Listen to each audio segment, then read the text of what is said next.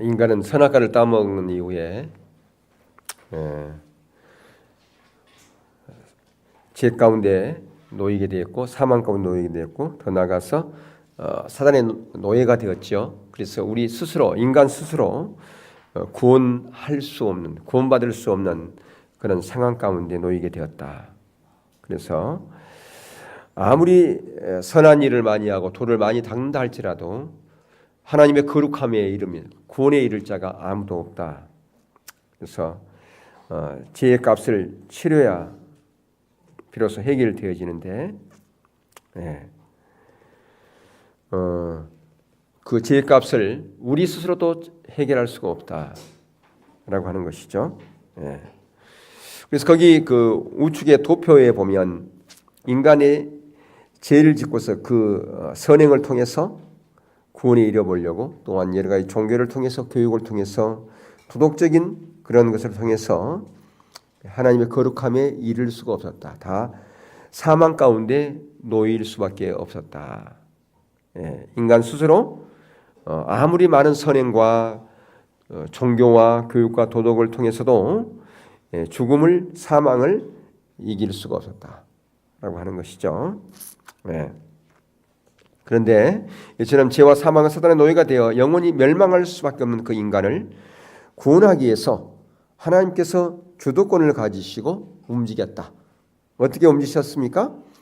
하나님은 하나님의 피조물에도 불구하고 하나님을 대적하고 하나님을 등돌린 인간을 사랑하셨어.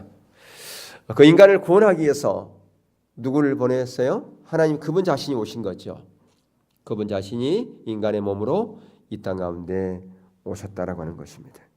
자, 근데 그게 이제 구약에서부터 그게 이제 예언되어진 말씀이죠. 가장 먼저 예수님은 누구의 씨로 오신다고 되어 있던가요? 다윗의 씨로 오신다. 그래서 로마서 1장에 보면 이 복음은 하나님이 선지자들을 통하여 그의 아들에 관하여 성경이 미리 약속하시는 것이라.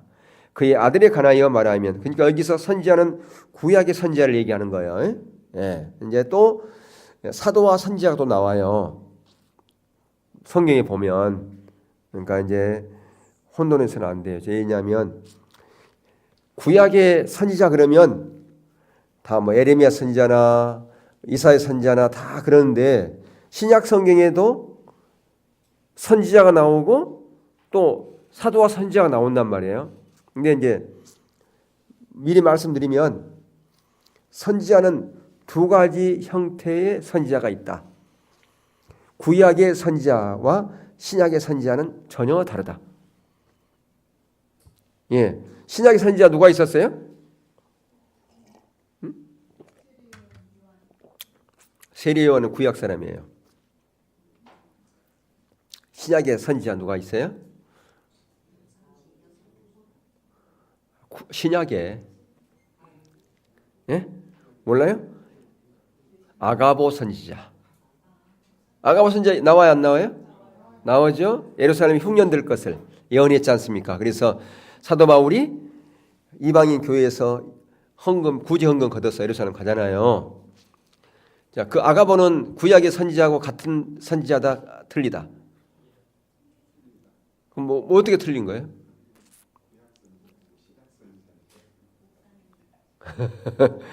신약의 선지자 아가보는 애언 사역자를 얘기하는 거예요. 애언 사역자. 애언 사역자예요. 구약의 선지자는요. 그것도 애언을 하긴 하는데 그의 말은 100% 하나님의 말씀이에요. 구약 선지자는. 신약은 아니에요. 뭐 해봐야 돼요? 분별해 봐야 된단 말이에요. 틀리잖아요. 아가보 선지자도 애언 틀리게 하잖아요. 사도행 21장에 보면 빌립의 네 딸들이 사도 바울의 그 혁들을 가져다가 사도 바울을 묶고서 예루살렘에 올라가면 유대인에 의해서 잡혀가고 이런 고단을 받을 것인데 아가보 선지자도 같이 동참해서 올라가라고 그래요? 올라가지 말라고 그래요? 그들도 성령에 이끌려서 그렇게 돼 있어요. 근데 그 앞에 보면 사도 바울이 성령에 매여 그랬거든요. 근데 옛날 성경은 뭐라고 되어 있어요? 심령에 매여 그랬어요. 왜 심령에 매여 그랬어요? 아니 성령은 한 분인데 어떤 분은 올라가라고 그러고 어떤 분은 올라가지 말라고 그러나 그러니까 사도 바울이 하는 것은 심령에 매여 인간의 생각으로 그 말이에요. 왜 그럴까? 우리말 성경을 해석하신 분들이 이 차이점을 모르고 어떻게 성령님께서 서로 이렇게 어떤 성령은 올라가라고 어떤 성령은 올라가지 말라고 그러느냐 말이 안 된다. 그래서 앞에 성령을 심령으로 해석해 버렸어요. 영어 성경에는 똑같이 대문자로 되어 있거든요. 예, 성령이 왜 그랬을까? 신약의 예언에 대한 부분을 몰랐기 때문에. 국제전화 왔대요. 빨리 가보세요. 그 친절한 애가 국제전화 왔다고 얘기하고. 그러니까 구약에서는 지금 무슨 어디까지 했어요? 무슨 얘기하다가 심령. 그러니까 우리 그것을 잘 모르고서 성령을 심령으로 해석해 버렸어요. 그러니까 우리의 영이라고 인간의 영으로 이성으로 했다는 거예요. 예. 그러니까 그 신약의 예언이 뭔지를 잘 모르고 신약의 예언은 그래서 항상 뭐 해보라 그랬다? 분별해 보라 그랬잖아요. 예. 구약의 예언하고 달라요. 그러니까 어디서 누가 예언 잘한다고 그래가지고 내가 예언해 줬잖아 그대로 해야지 그렇게 하면 큰일 난단 말이에요. 절대 그렇게 하면 안 돼요. 분별해 보라. 그래서 항상 예언은 계시, 해석, 적용이라고 하는 이 3단계를 거쳐야 된다라고 하는 거예요. 예. 아무리 계시가 와도 그것을 해석을 잘못하면 안 되고 그걸 적용 잘못하면 엉뚱하게 되어버렸다. 그래서 사도 바울은 그 계시를 받고서 바로 적용했죠. 예, 이거 하나님께 주신 거다. 그래서 올라가요, 안 올라가요? 올라가라. 네가 거기 가면 고난도 받을 것이다. 그래 내가 너와 끝까지 함께 하실 것이다. 그걸 들었어요. 예, 근데 이제 아가보 선지자는 그런 고난 받고 할까 봐서 걱정되니까 올라가지 말라 그런 거잖아요. 그죠? 예. 그러니까 적용을 잘못 해석도 조금 틀렸고 적용도 좀 틀렸어요. 왜 해석이 좀 틀렸는가?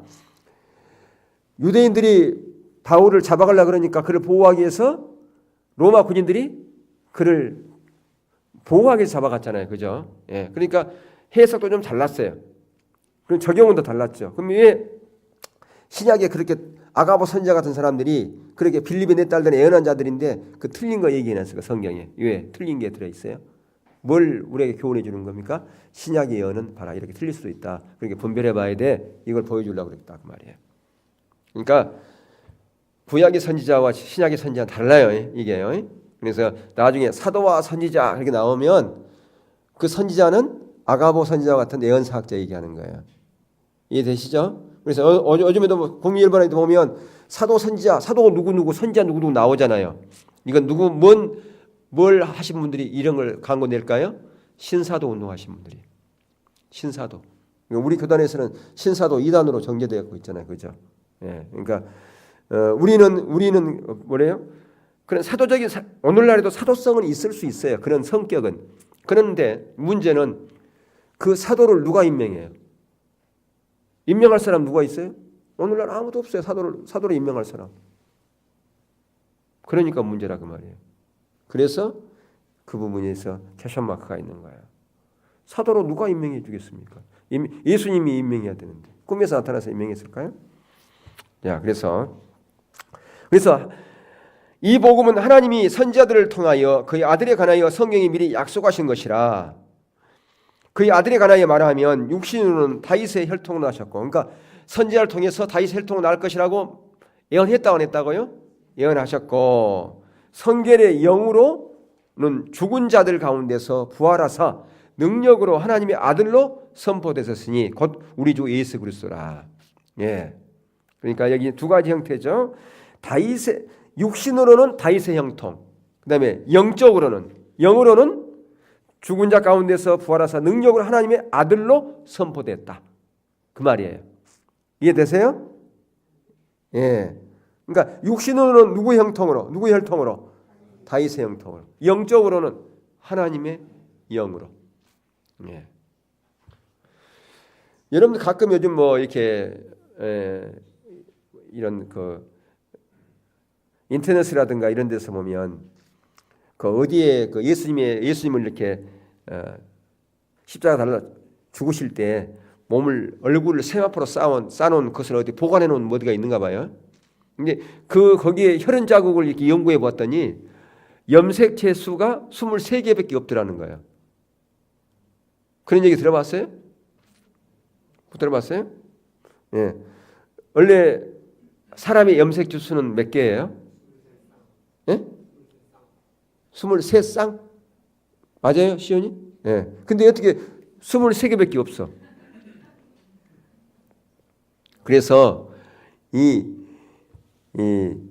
모계로부터 온 23쌍만 있더라는 거예요. 아빠로부터 오는 게 없어. 성령으로 잉태했으니까 23개밖에 없는 거죠, 그죠? 예. 그래서 그런 얘기 쭉 나오고 있어요. 그래서 어떤 분이 그걸 연구하다가 그걸 드러내지 않고 감춰버리고 막 그런다고. 드러날까 봤어요. 자, 첫 번째, 예수님은 이 땅에 오신 메시아다. 예수님께 다윗의 혈통이 났다는 말은 예수님이 이 땅에 오신 하나님의 메시아라는 말이다, 그 말입니다. 그러니까 유대인들은 다 다윗의 혈통 그러면 뭘로 생각할까요? 다윗의 혈통 그러면 뭘 염두에 두고 있을까요? 메시아. 다윗의 혈통으로 오신 분, 그럼 메시아로 생각한다, 그 말이에요. 그러니까 예수님께서 종려 주일에 예루살렘에 이렇게 입성할 때 그들이 호산나 호산나 하면서 종려나무 가지를 흔들면서 뭐라고 외쳤어요? 다윗의 자손으로 오신 예수여. 그 얘기는 뭐예요? 예수님이 메시아다, 약속된 메시아다, 그 얘기예요. 네, 다 그렇게 그들은 알고 있었어요. 메시아는 다윗의 혈통으로 오신다라고 하는 거죠.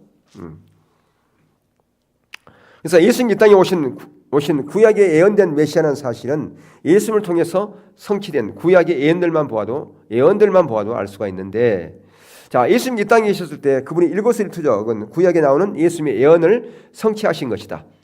그러니까 예수님께서 이 땅에서 사역하신 3년 반 동안에 무려 500년이 넘는 기간 동안 다른 사람들을 통해 예언된 300개가 넘는 예언이 성취됐다는 거예요. 그 중에서 29개의 중요한 예언들은 예수님께서 돌아가신 하루에 이루어졌다라고 하는 겁니다. 그래서 어떤 사람들이 그렇게 얘기를 하는 거예요. 예수님께서 메시아라고 하는 것을 증거하기 위해서 일부러 구약에 예언된 것들을 그렇게 자기가 그렇게 만들어냈다는 거예요. 구약에 이런 예언이 있지? 야, 그러면 내가 그걸 성취해야 되겠다 하면서 일일이 그것을 뭐 했다는 거예요? 꾸며냈다는 거예요. 그렇게 만들었다는 거예요.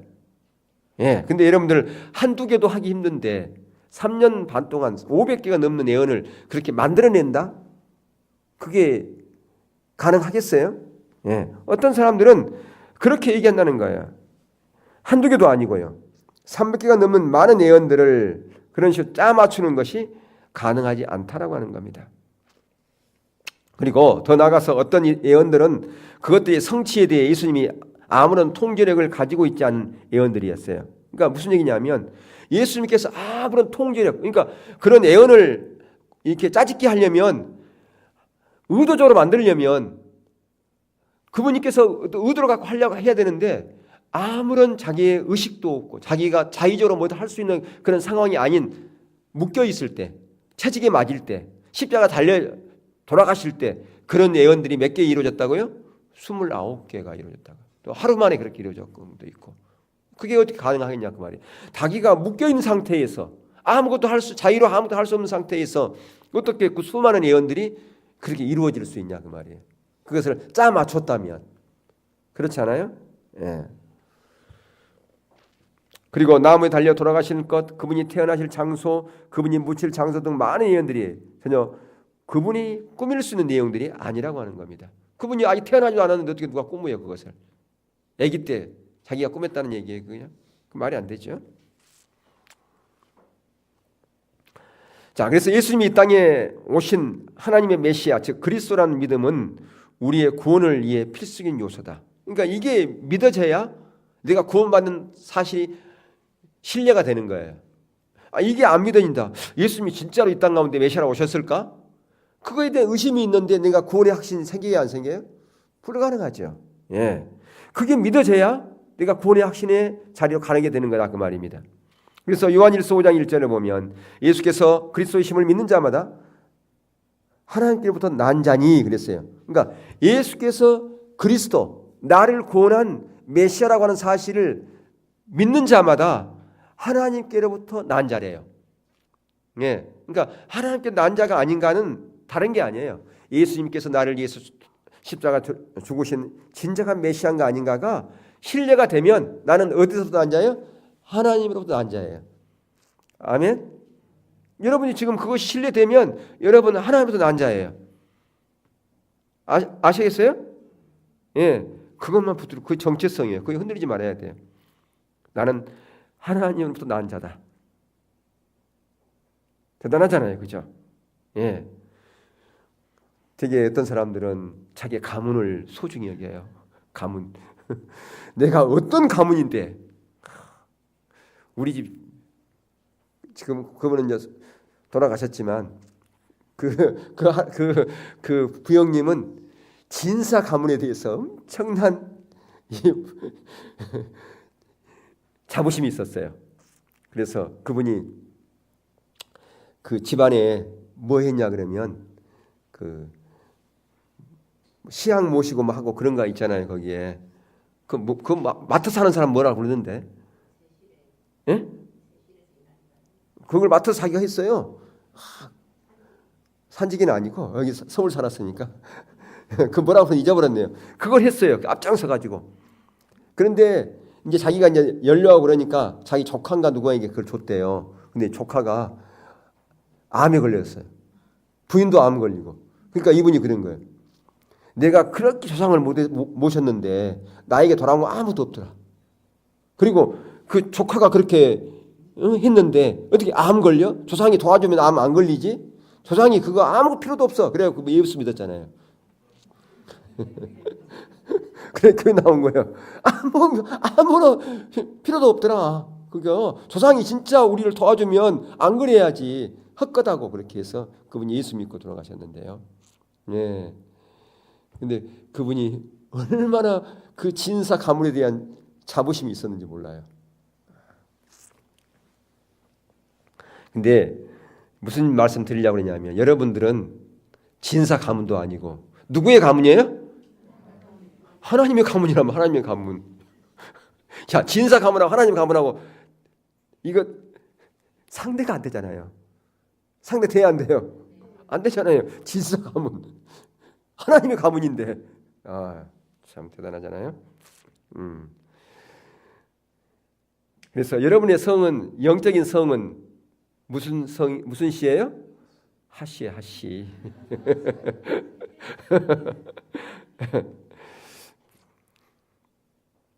그래서 거기에 보면 예수께서 그리스도의 심을 믿는 자마다 하나님께로부터 난 자니 또한 낳으신 이를 사랑하는 자마다 그에게서 난 자를 사랑하느니라 그렇게 말씀했어요.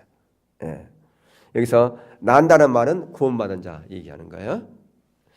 하나님께로서 나기 위해서 필요한 게 뭐냐면 그리스도의 심을 믿는 거예요. 예수님이 우리의 메시아라고 하는 사실을, 우리의 구원자라고 하는 사실을 신뢰하는 거라고 말해요.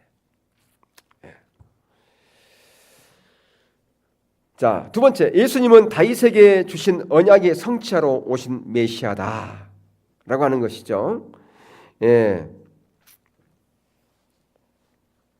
거기 보면 예수님이 다윗의 씨에서 나셨단 말은 더 나아가 예수님이 다윗에게 주신 언약의 성취하러 오신 분이라는 말입니다. 로마서 1장 3절의 배경에 사무엘하 7장에 나오는 하나님께 다윗에게 주신 언약이 놓여 있습니다. 그래서 거기 3절에 보면 그의 아들에 관하여 말하면 육신으로는 다윗의 혈통에서 나왔고 선결의 영으로는 죽은 자들 가운데서 부활하사 능력으로 하나님의 아들로 선포되셨으니 곧 우리 주 예수 그리스도니라. 이게 로마서 1장 3절 4절의 말씀이에요. 그러니까 그의 아들에 관하여는 말하면 육신으로는 어디요? 다윗의 혈통으로 나왔다. 그러니까 영으로는 하나님으로부터 오신 분이고 그게 누구요? 예수님이라 그 말이죠. 예. 근데 이제 그 사무엘하 7장을 보면 거기 16절에 내 집과 내 나라가 내 앞에서 영원히 보존되고 내 왕위가 영원히 경고하리라 하셨다 하라. 지금 하나님께서 다윗에게 지금 약속한 거예요. 내 집과 내 나라가 내 앞에서 영원히 보존되고 내 왕위가 영원히 경고하게 하셨다. 이것은 두 가지의 복선을 깔고 있습니다. 무슨 얘기냐? 너의 후손이 이 나라에 영원히 왕권을 가지게 될 거야. 그런 의미가 있어요. 또 하나는 무슨 의미가 있을까요? 하나님 나라가 영원할 것을 얘기하는 거예요. 예. 하나님 나라의 왕은 누가? 예수님이. 예. 그러니까 다윗의 혈통으로 누가 오셨어요? 예수님이었단 말이에요. 그분이 만왕의 왕이죠. 세상의 임금인 사단을 결박시키고 그분께서 우리가 빼앗겼던 사람이 빼앗겼던 왕권을 다시 찾아오셨잖아요. 그래야 안 그래요? 원래 사단이 세상의 임금이라고 그랬잖아요. 그래야 안 그래요? 이게 세상의 임금이에요. 원래 인간이 세상의 임금인데 선악과를 따먹고 죄를 짐으로써 그 왕권을 누구에게 넘겨줬어요? 사단에게. 온 우주를 다스릴, 온 세상을 다스릴 그 대리자로서 우리가 왕권을 갖고 있었는데 그걸 사단에게 넘겨줬는데 그것을 누가 다시 회복했어요? 예수님이. 예.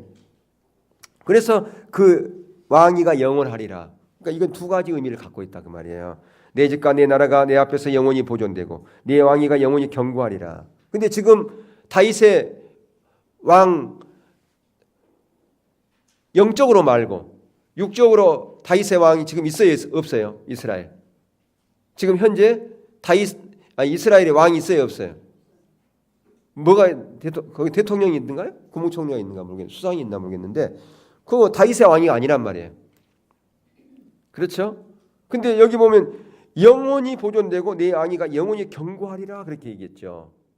예, 그것은 뭐예요? 하나님 나라의 왕으로서 누가? 예수님이 영원하리라는 거죠. 영원하죠. 지금의 이 세상을 왕은 누구예요? 예수님이잖아요. 아니에요? 모르셨나? 예. 자, 그래서 거기 64페이지 보세요. 이 구절에 나오는 하나님께서 다윗에게 주신 언약은 다윗 왕족에게 주신 언약의 근간입니다. 이 언약이 시내산에서 이스라엘에 세운 하나님의 언약을 대체합니다. 이 구절에 대해서 평택대학 구약 교수 윤종 박사는 이렇게 말합니다. 이 언약은 다윗의 왕조에 관한 신학적인 현장과 같다. 이 언약으로 인하여 다윗은 하나님의 아들이 되고 야훼는 다윗의 하나님이 된다. 이스라엘에게 적용되었던 아들이라는 용어는 다윗에게 적용된다. 그리하여 다윗의 언약은 이스라엘이 맺었던 시내산 언약의 구조에 놓이게 된다. 야훼와 이스라엘이 맺었던 그러니까 여호와를 얘기하는 거예요. 여호와와 이스라엘이 맺었던 모세의 언약은 이제 여호와와 다윗의 언약으로 변경되면서 다윗 왕조는 이스라엘을 짊어지게 된다. 이스라엘의 운명은 다윗 왕조와 운명과 동일시된다. 자, 여기 좀 언약이 나오는데 이 언약이라고 하는 것은 계속해서 발전되어지는 겁니다. 가장 먼저 하나님께서 누구와 언약을 맺었냐면 아담과 언약을 맺었어요. 그 다음에요 아브라함의 언약이 있어요. 아브라함 언약이 시내산 언약보다 더 앞섭니다. 모르셨어요? 아브라함이 더 빨라요? 모세가 더 빨라요? 예. 아브라함 때 너희들이 400년 동안 종살할 거라고 예언했잖아요. 그죠? 예. 그러니까 창세기 12장에서부터 15장에 이르기까지 5번의 언약이 나옵니다. 그래서 마지막의 언약도 보면 피로 맺은 언약이에요. 어떻게 나오는가? 하나님께서 짐승을 딱 반 잘라놓고 그 사이로 지나가잖아요. 햇불이. 예. 그러니까 그게 언약, 그런 언약이 이제 피 언약이라 볼 수 있는데 그 아브라함의 언약, 그다음에 시내산 언약, 계속해서 언약이 점진적으로 발전해가고 있는 거예요. 그다음에 그것이 어디까지 이어졌다? 다윗의 언약. 그러니까 여기서 지금 얘기하는 것은 이 시내산에서 이스라엘과 세운, 그러니까 이스라엘과 세운 언약은 첫 번째 언약이 시내산 언약이에요. 아직 아브라함 때는 이스라엘이 없었어요. 있어요, 없었어요? 이스라엘 이름이 누구로부터 시작됐는데? 야곱으로부터. 야곱은 아브라함의 몇 대 손자예요? 아브라함 다음 누가 있어요? 이삭이 있죠. 그 다음 누가요? 야곱이잖아요. 그죠? 예. 그러니까 이 야곱 때부터 이스라엘이라는 이름이 주어졌단 말이에요. 그러니까 아직 아브라함 때는 이스라엘이라고 하는 그 백성과의 언약이 아직 없어요. 이해되세요? 그러니까 이스라엘하고 처음 맺은 언약은 어디서부터 시작되어지는 것이다? 시내산 언약부터 시작됐다. 시내산에서부터. 예. 자, 그래서 이제 계속 읽겠습니다. 예. 그리하여 다윗 언약은 이스라엘과 맺었던 시내산 언약의 구조에 놓이게 된다. 야훼와 이스라엘이 맺었던 모세 언약은 이제 야훼와 다윗의 언약으로 변경되면서 다윗의 앙조는 이스라엘을 짊어지게 된다. 이스라엘의 운명은 다윗 앙조의 운명과 동일시된다. 예. 그래서 지금도 이스라엘의 국기는 상징이 뭐든가요? 보셨어요? 다윗의 별이 이스라엘 국기예요. 예. 다윗의 국기가. 그러니까 무슨 말이냐면 이스라엘의 운명은 다윗의 왕조와 그 운명이 동일시된다 그 말이에요. 그래서 지금도 그들은 다윗의 별이 국기예요. 그리고 그들은 한 가슴에다가 뭘 달고 다녀요? 다윗의 별을 달고 다니는 거예요. 예. 그 언약을 보면 다윗의 씨에 대한 언급이 있는데 내 수완이 차서 내 조상들과 함께 누울 때에 내 몸에서 날 내 씨를 내 뒤에 세워 그의 나라를 견고하게 하리라. 그는 내 이름을 위하여 집을 건축할 것이요 나는 그 나라의 왕위를 영원히 견고하게 하리라. 예, 그렇게 말씀해요. 그런데 로마서 1장 3절은 예수님이 바로 그 다윗의 씨로 오셨다고 말하고 있어요. 다윗의 씨, 혈통 똑같은 얘기입니다. 예. 이 말은 예수님이 하나님께서 사무엘 7장에서 다윗에게 주신 그 언약을 성취하려 오신 메시아라는 말입니다. 다시 말해서 이 말은 예수님이 구약의 모든 언약을 성취하러 오신 분이라는 말입니다. 그래서 예수님을 통해 세워진 신약교회가 새 이스라엘이라 그 말입니다. 예. 그래서 그 보면 사무엘 7장 14절에 보면 나는 그에게 아버지가 되고 그는 내게 아들이 되리라. 아들이 되리니 그가 만일 죄를 범하면 내가 그 사람의 매와 인생의 채찍으로 징계하려니와. 예. 바로 여호와는 다윗의 하나님이 되는 것을 거기서 말씀해주고 있고요. 그리고 예수님을 통해서 다윗의 씨로 오신 예수님을 통해서 신약교회가 세워져서 새 이스라엘의 공동체가 되었다. 유다와 이방인이 하나가 되는 그런 새 이스라엘 공동체가 되었다. 조금 딱딱하죠. 뭐 신학 공부하는 것 같아요. 예, 여기만 지나가면 금방 돼요. 자, 두 번째, 그러니까 이렇게 구약에서부터 예수님은 다윗의 혈통으로부터 오실 것을 예언되었다라고 하는 거예요. 그것만 기억하세요. 됐죠? 예. 두 번째, 이 땅에 오신 하나님의 아들. 초대교회가 전한 복음의 또 한 핵심, 그리고 초대교회가 가진 구원을 받는 믿음 또한 핵심은 예수님이 하나님의 아들이라는 것입니다. 예. 로마서 1장 4절 한번 찾아보실까요? 예. 로마서 1장 4절을 아래 빈칸에 써보시라고 그랬어요. 로마서 1장 4절. 어디가 아까 나왔던 것 같은데 어디 나와 있었어요? 찾았습니까? 1장 4절 앞에 나와 있어요. 앞에 61페이지 나와 있어요. 있어요, 없어요? 있죠? 예? 아까 제가 읽었잖아요. 성결의 영으로는 죽은 자들 가운데서 부활하사 능력으로 하나님의 아들로 선포되셨으니 곧 우리 주 예수 그리스도시니라.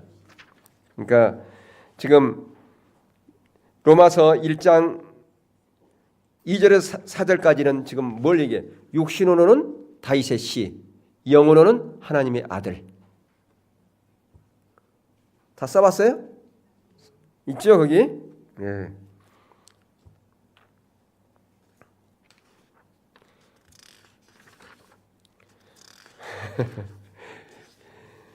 피곤하세요? 힘드세요? 자, 우리 기지개 한번 켜봅시다.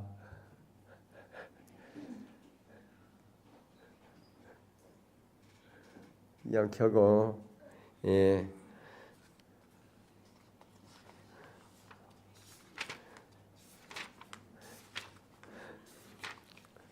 조금만 더 합시다. 이건 오늘 다 안 끝낼 거예요. 다음 주 하고 조금만. 여러분들 힘들어할 것 같아서 조금만 더 하고 일찍 마칠게요. 근데 일찍 마쳐도 문제가 뭐냐면 중고등부하고 이 진도를 같이 나가야 되는데 중고등부는 다 하는데 우리는 안 되면 안 되잖아요. 상관없어요? 자, 요한복음 1장 1절에서 3절을 보시면 말씀이 육신이 돼서 오신 분을 누구라 그래요? 태초에 말씀이 계시니라 그랬죠. 여러분 요한복음 1장에 나오는 태초와 창세기에 나오는 태초는 같은 태초일까요? 틀린 태초일까요? 예? 이건 모르는 사람 많더라고요. 태초에 창세기 1장 1절에 뭐예요? 태초에 하나님이 천지를 창조하더라. 예. 근데 요한복음에 태초 나와요. 같은 태초일까요? 틀려요. 자, 어떤 태초가 더 빨라요? 아, 다르잖아요. 요한복음의 태초가 더 빨라요. 거기 요한복음 태초는 알파를 얘기하는 게 알파. 처음의 태초를 얘기하는 거예요. 그러면 창세기 태초는요? 어느 시점인지 모르지만 천지가 창조되는 태초 그때를 얘기하는 거예요. 천지 창조의 태초 창세기는 요한복음의 태초는요. 하나님의 처음 시작점 그게 태초야 말이에요. 다르죠? 예, 보세요. 지금 이렇게 보니까 전부 다 같다는 사람이 있고 뭐 요한복음이 더 늦다는 사람이 있고 막 그랬는데 처음 알았어요? 예. 예, 그래도 다르다는 거예요. 근데 태초에 말씀이 계시니라 그랬어요. 태초에. 그러니까 알파 예수님은 알파라 그 말이에요. 그 얘기는 하나님은 알파요 오메가다. 처음이요 끝이다 그 말이잖아요. 다시 말하면 하나님 예수님은 처음이다 그 말이에요. 왜 그럴까요?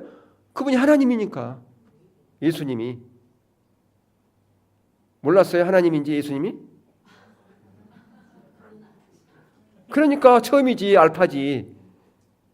그런 의미에서 태초라 그 말이에요. 이제 이해되시죠 이게요? 예, 수학 공식처럼 끼워 맞춰지잖아요 이게요. 예, 혼돈하면 안 돼요 이게요. 근데 태초에 말씀이 계셨는데 그 말씀이 육신이 돼서 오신 분이 누구예요? 그 말씀이 육신이 돼서 오셨다요 예수님이. 태초에 말씀이 계셨는데. 예, 그러니까 거기서 말씀은 누구를 가리킨다?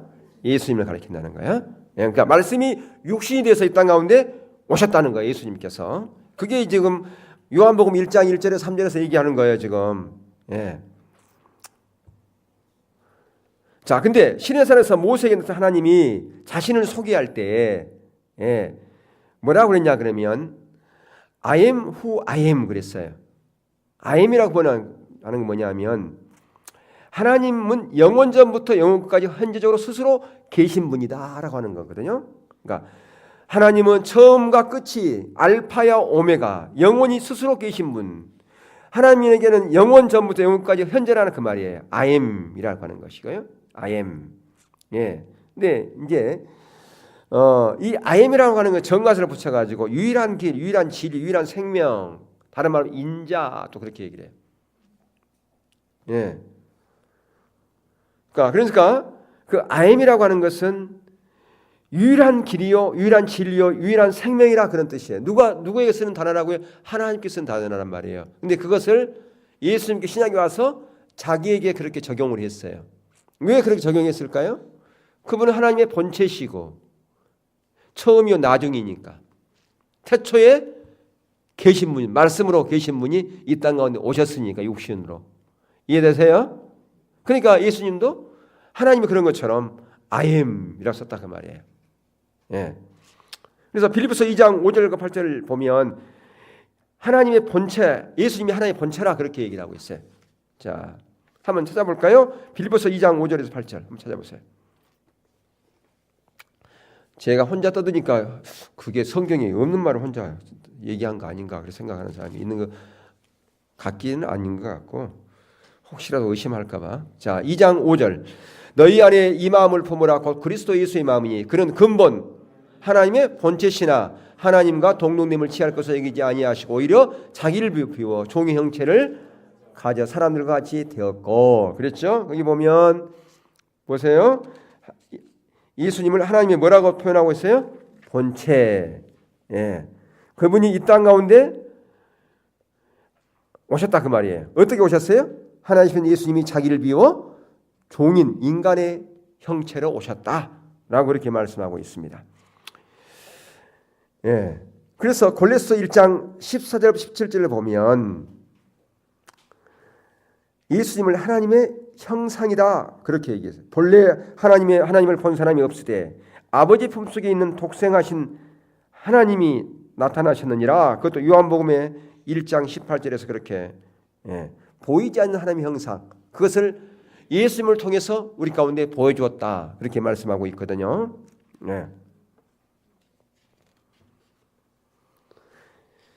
자, 그리고 거기 67페이지 보면 초대교회는 예수님이 하나님의 아들이신 것을 어떻게 알게 되었을까요? 초대교회 때는 어떻게 알게 되었을까요? 어떻게 알았을까요? 예수님께서 복음을 전할 때 알았을 것이고, 더 확실하게 아는 것은 예수님의 뭘 통해서? 부활을 통해서. 예수님의 부활을 통해서 비로소 하나님의 아들인 것을 더 선명하게 인식하게 되었다.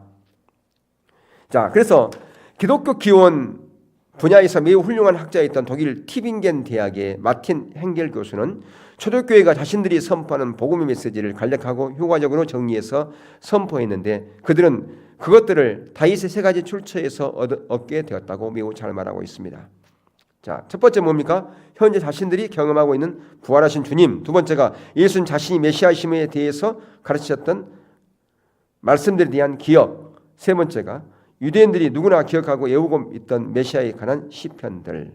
그러니까 기독교의 기원 분야에서 매우 훌륭한 학자였던 티빙겐 대학의 마틴 행겔 교수가 뭘 지금 잘 정리했다고요? 세 가지 출처. 주님에 대해서. 자,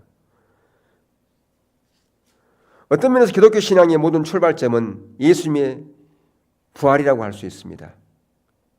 그러니까 복음 메시지를 간략하고 효과적으로 정리했는데, 복음의 메시지가 간략하고 효과적으로 정리되기 위해서는 이 세 가지가 포함되어야 된다 그 말이에요. 뭐가 포함되어야 된다고요? 부활하신 주님, 자신들이 경험하고 있는 부활하신 주님, 그것을 복음의 메시지에, 신약 성경에 아주 효과적으로 설명했다 그 말이에요. 그냥 설명이 아니라 생동감 있게. 그러니까 이것은 경험하지 않고서는 설명할 수 없을 정도로 거기에 있는 성경의 저자들이 아주 이게 효과적으로 정리했다는 거죠. 이것은 그냥 꾸미는 얘기가 아니라 진짜 하나님의 메시지인 것을 누가 보아도 금방 알 수 있을 정도로 그렇게 잘 정리해놨다는 거죠. 뭘요? 부활하신 주님에 대해서, 경험하고 있는 부활의 주님을 경험하지 않고서는 쓸 수 없는 그런 내용으로 간략하게 정리했더라 성경이. 두 번째가 예수님 자신이 메시아심에 대해서 가르쳤던 말씀들에 대한 기억, 그리고 유대인들이 누구나 기억하고 외웠던 메시아에 대한 시편들. 무슨 얘기냐면, 유대인들은 그 당시에 구약 성경을 암송했을까 안 했을까요? 예수님이 12살 때 예루살렘 올라가는 것을 어떤 성경학자들은 그때 성인식하러 올라갔는데, 유대인들은 성인식 할 때 뭐하러 가느냐? 랍비들한테 구약 성경 전체를 암송한 것을 검토하러 가는 거예요. 그러니까 그것은 이제 시험 보는 거죠. 시험. 모세의 오경이 아니라 구약 성경 전체라니까요. 전체를 암송해야 된다는 거예요. 그래야 성인식에 통과해. 유대 사이에 그랬어요. 얘들이. 모세 오경만 암송해갖고는 서기관이 못 됐어요. 아니 다 구약 성경을 다 암송하는, 성인식 때 통과하는데 무슨 모세 오경만 암송해가지고 서기관이 돼요? 구약 전체를 다 암송했다니까요. 지금 미국에 있는 코엔 대학의 총장, 지난번에 한번 얘기했죠. 누구요? 그때 그 박용정 박사 와가지고 우리 교회 와서 얘기했죠. 그 코엔 박사 얘기. 신구약 전부 다 암송하고 있는 거. 그래서 자기 조카도, 자기 손자도 다 암송하고 있고. 얘기 안 하던가요? 그래서 할아버지하고 손자하고 무슨 게임 한다고 그러던가요? 둘이서 성경 암송 게임을 한다는 거예요. 성경 암송을 해가지고 틀리면 돈 벌금 무는 걸로. 손자가 맨날 하자 그러잖아요. 손자가 할아버지는 조금 이렇게 좀 놓치는 것도 있고 그러는데 손자는 너무너무 이게 이제 명석해가 다 암송하니까 자기가 맨날 이기니까 맨날 할아버지한테 가지고 우리 게임해요. 무슨 게임? 성경 암송 게임 그런다잖아요. 보세요. 신구약을 다 암송한다죠. 신구약을. 예. 그러니까 지난번에 여기 우리 그 이수훈사학교 오셔서 간증할 들어보셨나요? 그분이 원래 미국에서 이 병원에 근무했는데 이 차트들이 엄청나게 많은데 한 유대인 그분은 무슨 내용이 어디 차트에 있다는 것을 금방 알더라는 거죠. 그래서 우연이겠지 그랬는데 매번 그러더라는 거예요. 매번. 그래서 물어봤대요. 어떻게 그렇게 잘 압니까? 그러니까 저의 뇌 구조는 암송 구조로 바뀌었습니다. 어떻게 그게 가능합니까? 그러니까 우리는 어릴 때부터 성경을 암송하거든요. 성경을 암송하게 되고 12살 되면 구약 전체를 다 암송하는데 이렇게 암송하면 머리 구조가 암송 구조로 바뀌어버립니다. 처음에 우리가 수학도 그냥 암기한대요. 나중에는 머릿속에 다 모든 이 풀고 하는 것들이 머릿속에 다 들어버린대요. 언어도 마찬가지고. 다 그래가지고 몇월 며칠 날 무슨 내용이 어디 차트 있다는 게 다 머릿속에 다 있다는 거예요. 이게. 그래서 자기들이 대학 다닐 자기는 필기를 안 해봤답니다. 필기를. 이 필기 안 했을까요? 머릿속에 다 들어와 버리니까. 이야, 그게 바로 이제 테필린 학습법 그러잖아요. 예. 그래서 우리 아동부애들도 열심히 암송하는데 집에서까지 해줘야 되는데 교회에서만 그걸 암송하려고 그러니까 진도가 안 나가잖아요. 지금 오랫동안 했는데 뭐 아직 잠언 몇 장 한다든가 몇 장이에요 지금? 예? 잠언 3장 이제 암송했어요? 그것도 대단한 거죠. 집에서 계속 그렇게 왜냐하면 요즘 애들이 고생 많이 해요. 학교 갔다 오면 학교 정문에서 태권도 학원 차가 다 대기하고 있잖아요. 예, 왜 대기하고 있어요? 태권도 학원으로 가는 거예요. 끝나면 피아노 학원, 끝나면 영어 학원, 끝나면 수학 학원. 파김치가 돼서 돌아오고 집에 오면. 예. 근데 언제 뭐 성경 암송할 시간이 어디 있어요?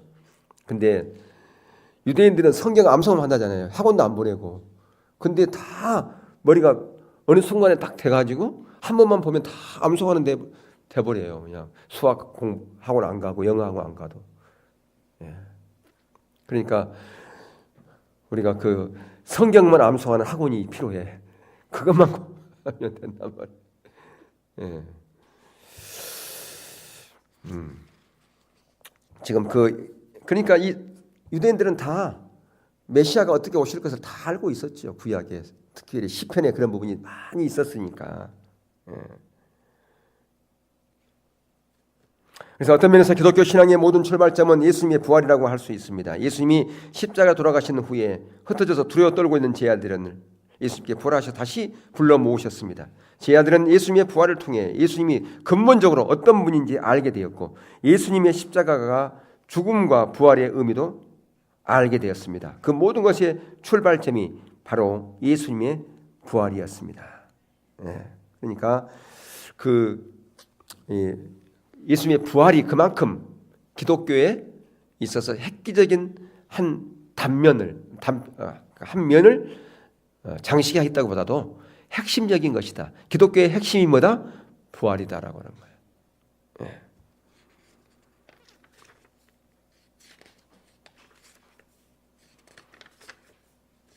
질문하세요. 질문. 여러분 집에서 이렇게 한 번씩 읽어오시고 하시나요? 안 읽어봐요? 아예 책을 여기다 모시고 다니더라고.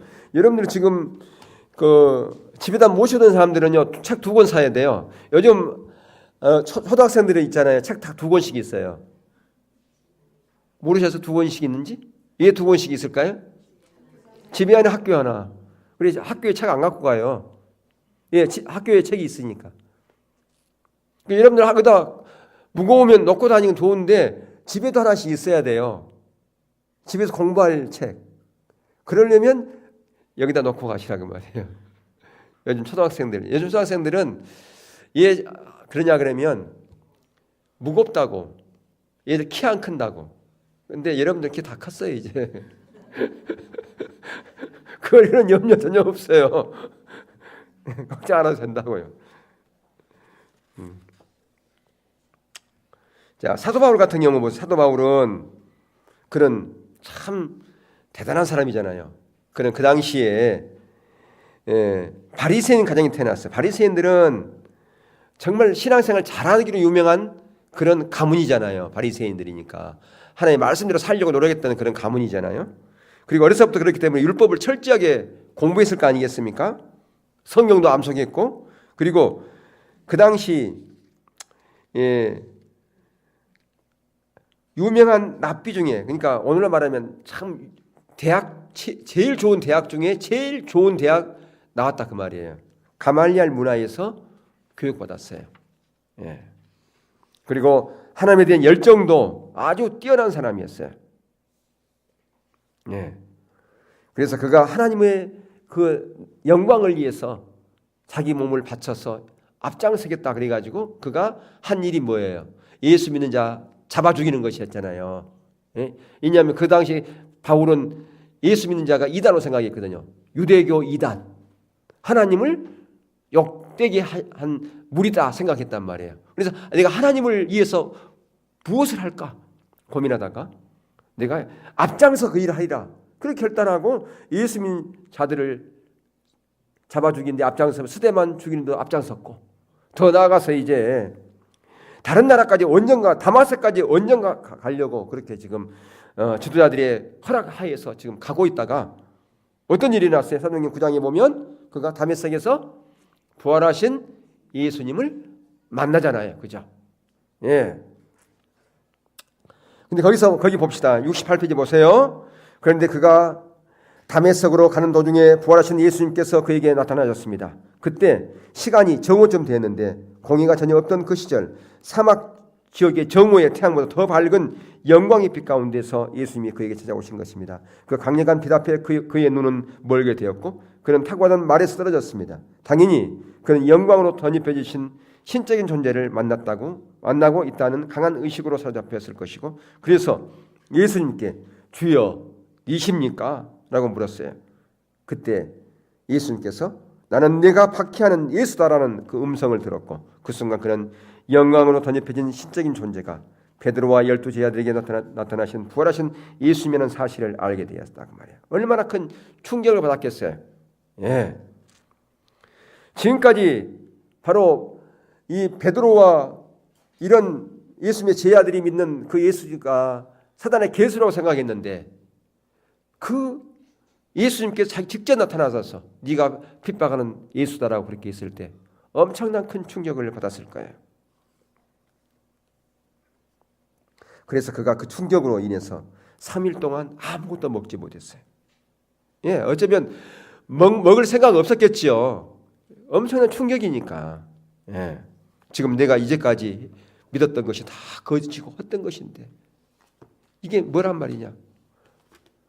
엄청난 큰 충격에서 먹지도 못하고 그런 상황 가운데 그는 있었을 것이고, 그리고 그가 성경을 다 암송하고 있었으니까 속으로 생각했겠죠.